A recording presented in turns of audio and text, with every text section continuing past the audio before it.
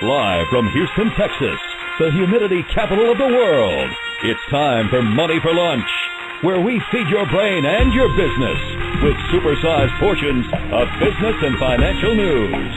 Now your host, Bert Martinez. Hey guys, we are back. My next guest, Francis Jackson. Francis Jackson is an attorney who specializes in disability law for those seeking veterans disability benefits and Social Security disability benefits. He's a founding partner of Jackson MacNichol. He has been featured all over the media, including ABC, CBS, NBC, Fox Network, literally all over the country. He has most recently appeared as a guest on the show Ben Glass, on the Ben Glass Show, and on the Consumer Advocate Show, discussing benefits for veterans and Social Security disability benefits and how his practice allows him to make a difference in the lives of people facing disabilities. If you guys have heard Francis and I speak, you know that he is passionate about helping people with their Social Security disability benefits as well as veterans. One of my favorite contributors simply because he is just so passionate about what he does. Also, a little bit more. Mr. Jackson was honored by the National Academy of Best-Selling Authors with a Quilly Award in September of 2012 for his contribution as a joint author to the Amazon best-selling book Protect and Defend, where he wrote about protecting one's rights to veterans' disability compensation. Francis Jackson, welcome back to Money for Lunch. Thank you so much, Bert. Always a pleasure. Absolutely. You know, today's been an interesting show. We've been discussing, our great country and some of the rights and I'm glad to have you because I know of your passion for helping our fighting men and women get their benefits. And so it's always good to have you on the show. Thanks so much, Bert. I was listening to your previous caller and the discussion about starting a war, and I was fascinated because, as you know, what we're going to talk about today is related to Vietnam, and that's one of those interesting conflicts where there never was any sort of declaration of war, and the president just kind of did it on his own. So it would be quite fascinating if he had to, as your previous caller suggested, go and get the governors to sign on and contribute. I doubt that Vietnam would have happened in those circumstances. Absolutely, absolutely. You know, and one of the things that Vietnam is famous for, or infamous for, better yet, is Agent Orange. What the heck is Agent Orange really about? Well, Agent Orange is a military brainchild. They thought that we're fighting in the jungle. We don't really have a lot of experience fighting in the jungle. We want to be able to see the enemy. So they came up with this chemical cocktail of all these really poisonous chemicals that they put together in something called Agent Orange. It was orange because they tried various others that got other color names first, and Agent Orange was the one that killed the foliage best. And that's what it was, is this defoliant that they sprayed by millions and millions of gallons all over Vietnam, literally plane loads, kind of like you see when the airplanes are used to firefight, and they download these dumps after dumps of water or chemical fire suppressant. Well, in Vietnam, it was Agent Orange they were dumping. Wow. You know what? And it's amazing to me that how sometimes we respond to things. I mean, in one sense, again, technology comes to the rescue, and they come up with this idea to mix this cocktail to suppress this jungle growth and kill off the jungle. But let me ask you this: who has been exposed to Agent Orange? Well, the way it works, Bert, is that anyone who was in Vietnam as a U.S. soldier, not as a civilian employee, but as a soldier, is presumed by law to have been exposed to Agent Orange. Over and above that, there are folks who have been exposed in other areas where the Veterans Administration now admits that Agent Orange was used. For example, there's a training camp up at Fort Drum in upstate New York where they tried it out, and so the VA admits that there was exposure there. There are various other places that it was used or handled, but the primary ones are they automatically presume if you were what they call boots on the ground in Vietnam, you were exposed. The reality is that some of the folks who were there with the Navy, even though they were never on shore, actually got exposed in other ways, and same with some of the Air Force folks in the neighboring countries. But the presumption is if you were there and you were actually on the ground in Vietnam, you were exposed. Okay, so why is that important? I mean, what diseases are presumed to be caused by Agent Orange? Well, I'm glad you asked that. It has grown over the years into quite a list.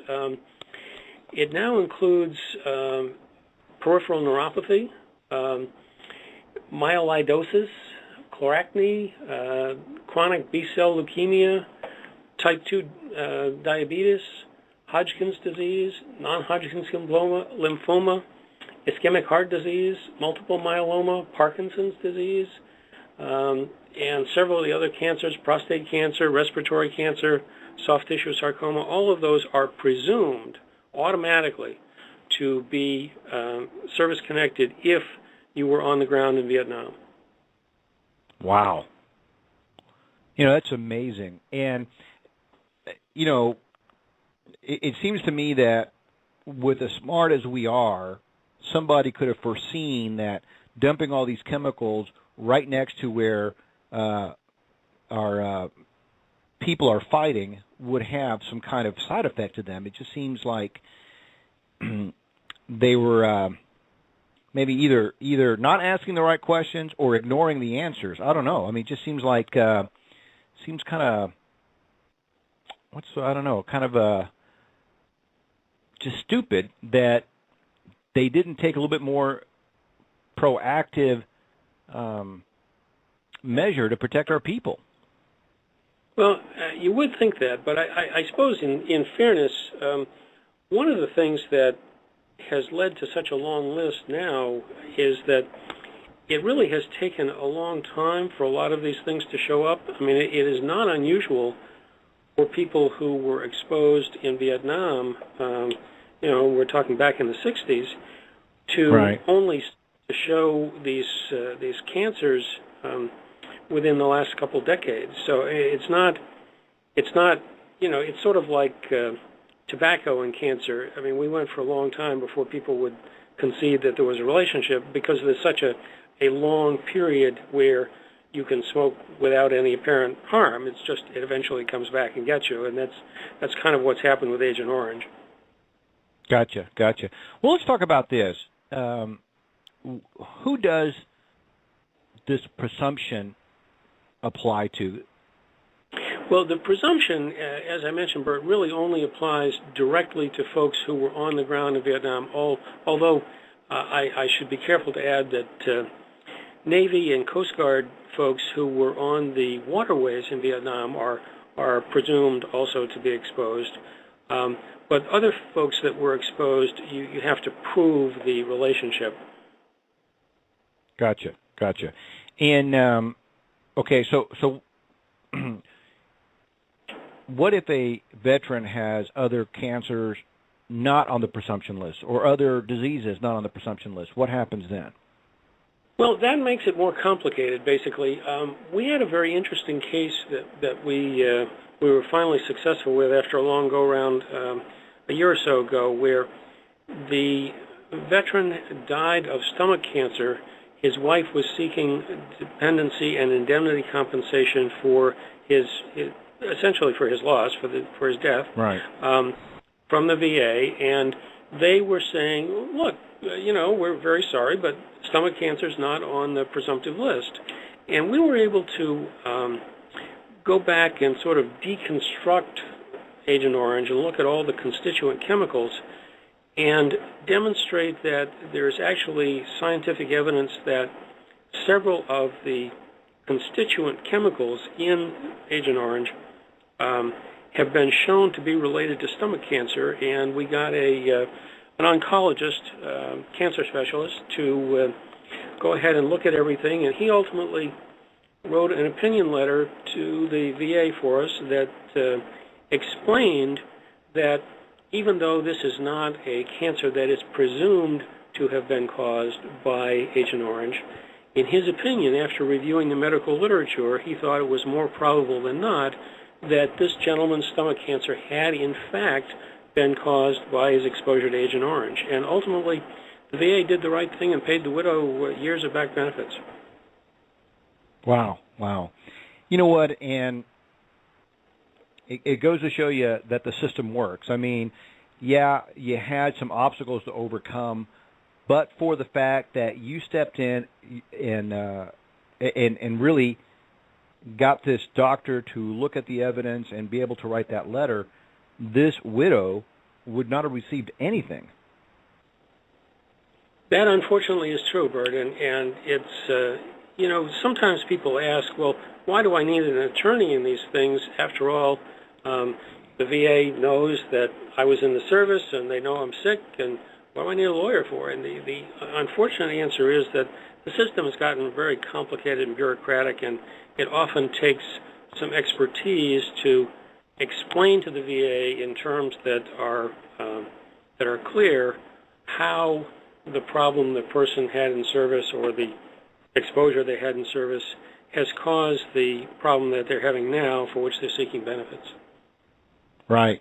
You know what, and again, I want to point out to everybody that the system does work, but sometimes you need an expert to guide you through it. You need somebody like yourself to kind of be the GPS, because, this roadmap or this road that you're on called the Veterans Administration, first of all, these guys aren't really allowed to think outside of their parameters. I mean, if you're asking people to look to the right or to the left, sometimes they're not allowed to do that unless you go through the steps of getting to the right person who's a supervisor who can approve, okay, go ahead and look to the right. Yeah, we can approve this, right? That's pretty much how it works. Luckily for the folks exposed to Agent Orange, there was a big class action that has forced the VA to be much more responsive to those cases than they might have otherwise. The Niemer class action out of the federal court in the Ninth Circuit in California pretty much wrote them a roadmap and said you will process these cases, even though there are still, as you and I were just talking about, often difficulties getting from A to B. At least they've been given their marching orders to take a look. So it's a very important thing for anybody that was exposed to make sure they file a timely application. Yeah. Okay, so speaking of filing this timely application, how do veterans apply for disability benefits, when something like this occurs?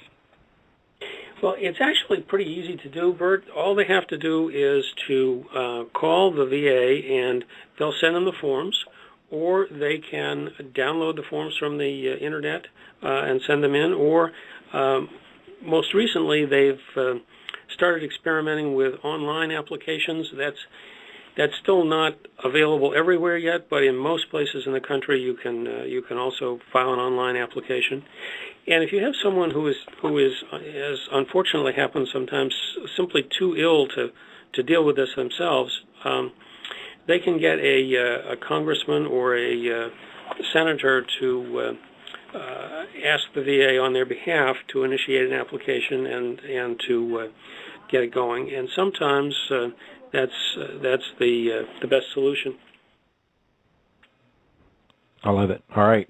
You know what? Again, I want to say thank you to you and your partner, MacNichol, there, that I love what you guys do. I mean, we have these brave men and women who put their life on the line, and sometimes they are overwhelmed with the paperwork, the bureaucracy that's involved in getting their benefits. And if it isn't for people like Francis Jackson, and I'm not saying this for any other reason than it's true, that there's literally millions of people out there that would not get their benefits if it wasn't for people like Francis Jackson and other attorneys who step in and help our fighting men and women. So I want to say thank you to you, and also thank you for your stopping by here. It's always good to talk to you, and can't wait to have you back another time. My pleasure, Bert. You take care. All righty. Guys, we're off and done. If you have questions about veterans disability or Social Security disability, I want you to go out and reach out to Francis Jackson. I forgot to give out his website, but you can reach out to him at Jackson-MacNichol, MacNichol.com, and he'll be able to help you there. Guys, as always, thank you so much for stopping by. We appreciate you coming by here, and we'll talk to you tomorrow. Tune in Monday through Friday here on Money for Lunch.